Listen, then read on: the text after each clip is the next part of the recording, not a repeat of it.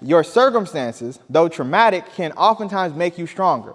For me, because of the things that happened to me when I was 10, because of the bullying that I dealt with, there was almost nothing that a professor could say to me or do to me that was as traumatic, as painful, as standing over my dad's casket, looking at all of my family members crying.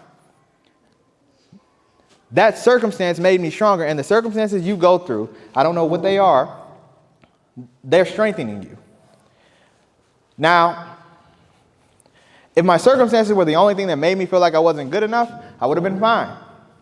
But I also had people make me feel like I wasn't good enough. And what I mean by that is I had people flat out tell me, you are not going to be successful. You are not going to accomplish your goals. You're aiming too high. You're being unrealistic. These are all things that people said to me. I look back and I think about when I was at Rice University. I was about to graduate as the youngest engineer in the nation. You knew that. What you probably didn't know was that Rice's bioengineering program was the top ranked in the state, top 20 in the nation. It was a prestigious program. Additionally, I had done a lot of volunteer work, a lot of community outreach. I had led clubs, I had started initiatives, I had worked every summer, I had done research, I had done writing and things of that nature. And so I felt like I was pretty well prepared for college and for law school. But when I went into the pre-law advisor's office at Rice University, this is somebody who got paid a ridiculous amount of money for no other purpose than helping Rice students get into law school.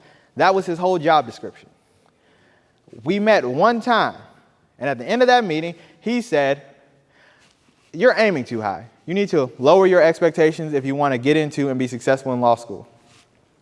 I wish I could say that was the first time or the last time that I heard something like that, but I also had family members tell me that you're being unrealistic, you're aiming too high, you're not going to be able to accomplish that. And a lot of times, that was coming from a place of love.